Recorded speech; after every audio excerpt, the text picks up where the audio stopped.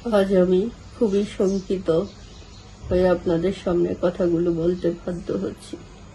আমার নাম অতন্দ্র নরিপা। আমি কবিতা লিখি।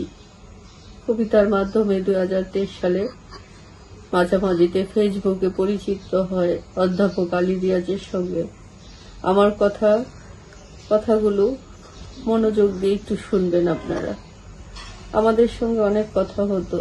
তার একাকিত্ব আর নিঃসঙ্গতার কথা শেয়ার করতো আমার সাথে।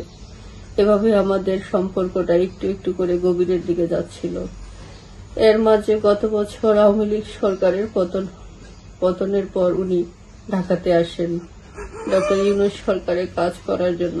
এসে আমাকে ডেকে নেন। যেহেতু সম্পর্কটা একটু গভীরেই যাচ্ছিল, উনি যখন আমাকে ডাকে আমি তার ডাকে সাড়া দিই। প্রথমে আমরা হোটেল ইন্টারকন্টিনেন্টালে কয়েকদিন থাকি। এরপর বিভিন্ন জায়গায় তার সঙ্গে যাই।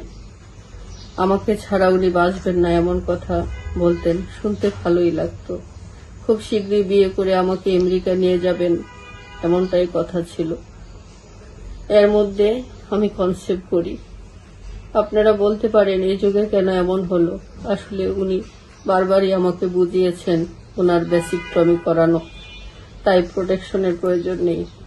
আমিও এত বড় মাপের মানুষের কথা বিশ্বাস করেছি। তাছাড়া যেখানে আমাকে বিয়ে করে আমেরিকায় নিয়ে যাবেন সেখানে তো তাকে অবিশ্বাস করার কোনো কারণই দেখি না।